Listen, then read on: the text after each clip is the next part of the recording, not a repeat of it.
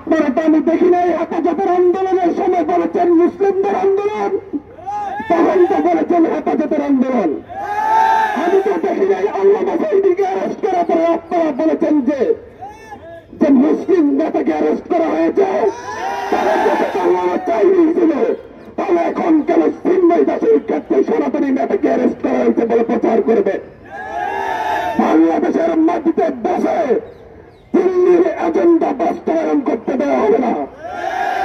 আপনাদেরকে আমি আজকে এখান থেকে বলতে চাচ্ছি, গতকালকে আমি একটি টক শোতে বলে এসেছি, চিন্ময় দাস কিংবা ইসকনকে প্রধান লিঙ্কে সনাতনী হিসেবে প্রচার করার কারণেই মূলত আজকে এটা এতদূর এসেছে। চিন্ময় দাস একটি গোষ্ঠী। আর ভারতকে বলতে চাই, বাংলাদেশের লাশ গুনে গুনে ভোট কাউন্ট করা এবার বন্ধ করতে হবে। আমাদের যখন জুলাই বিপ্লব চলছিল তখন ভারত থেকে আমাদের স্লোগান দেওয়া হয়েছিল, মোদির পোষা হাসিনা তোমায় ভালোবাসি না। ভারতের সাধারণ জনগণ আমাদের সাথে আছে, তারা প্রতিবেশী সুরাচরণ করতে চায়। শুধুমাত্র ভারতের বিজেপি সরকার তাদের হিন্দুত্ববাদী রাজনীতি বজায় রাখার জন্য বাংলাদেশের আরেক কুলাঙ্গা চিরকালীন কলঙ্ক শেখ হাসিনার সাথে হাত মিলিয়ে এখন পর্যন্ত বাংলাদেশের বিরুদ্ধে ষড়যন্ত্র করে যাচ্ছে। বাংলাদেশের পররাষ্ট্র মন্ত্রণালয়কে ধন্যবাদ, তারা দিল্লিকে সাফ জবাব দিয়ে দিয়েছে। বাংলাদেশের অভ্যন্তরীণ বিষয়ে আপনাদের নাক গলানোর দরকার নাই, নিজের সরকার তেল দেন। একই কথা আমিও বলতে চাই, আপনি নিজের গতি বাঁচান, বাংলাদেশ নিয়ে আপনাদের চিন্তা করা লাগবে না। একই সাথে আমি আমার বক্তব্য শেষ করছি শহীদ সাইফুল ভাইয়ের আত্মার শান্তি কামনা করে এবং একই সঙ্গে যে কোনো ধরনের ধর্মীয় উগ্রবাদী হামলার মধ্যে যতজন আহত হয়েছেন এই পর্যন্ত প্রত্যেকের সুস্থতা কামনা করছি। আর একই সঙ্গে শেষ কথা সরকারকে বলতে চাই, আপনাদের উত্তর দেওয়ার সময় হয়েছে।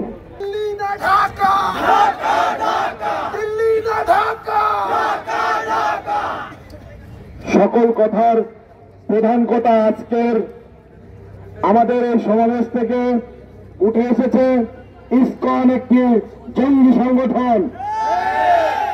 আমরা বাংলাদেশের জনগণ ইতপূর্বে দেখেছি ইসকন বাংলাদেশে বিভিন্নভাবে উগ্রবাদ প্রচারের চেষ্টা করেছে, এমনকি তারা আন্তর্জাতিকভাবে তা চেষ্টা করেছে।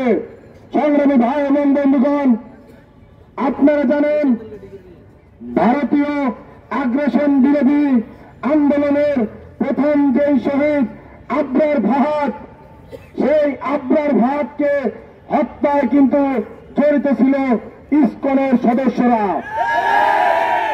কিন্তু ইসকনের দেশের ভারতের পাঁচটা গোলাম আওয়ামী লীগ সরকারের আমলে সে বাংলাদেশের বিচার বিভাগকে বৃদ্ধাঙ্গুলি দেখিয়ে কিন্তু বেরিয়ে গিয়েছে। এই ভারতীয় আগ্রাসন বিরোধী আন্দোলনের সর্বশেষ শহীদ এখন পর্যন্ত আমাদের সাইফুল ইসলাম ভাই।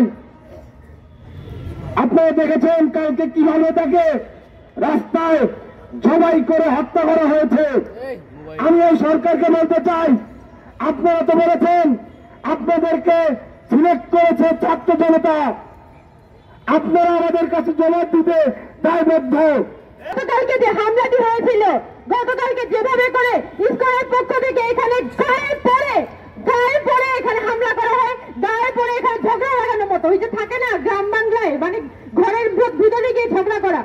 বাংলাদেশের মানুষ ইনহেরেন্টলি আমরা শান্তিপ্রিয় মানুষ, আমরা শুধু গিয়ে ঝগড়া বিবাদ পছন্দ করি না।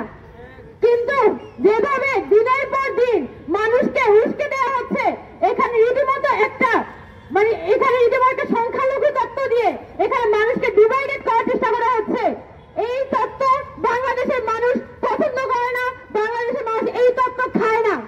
এবং সেটারই প্রমাণ গতকালকে যখন ভারতের পক্ষ থেকে আওয়ামী লীগের পক্ষ থেকে বারবার চেষ্টা করা হচ্ছিল এখানে মানুষকে উস্কে দিতে, মানুষের মধ্যে বিরোধ তৈরি করতে, ওই সময় পর্যন্ত সাধারণ মানুষ বলে যাচ্ছে যে আমরা ঐক্য চাই, আমরা কোনো সহিংসতা চাই না। রব্বুল আলামিন আজকে আমাদের এক ভাই গতকাল রাষ্ট্রপক্ষের আইনজীবী হয়ে তিনি এই উগ্রবাদী হিন্দুত্ববাদী শক্তির হাতে শহীদ হয়েছেন। রব্বুল আলামিন আমরা এই কষ্ট কিভাবে সহ্য করব দিতে পারি।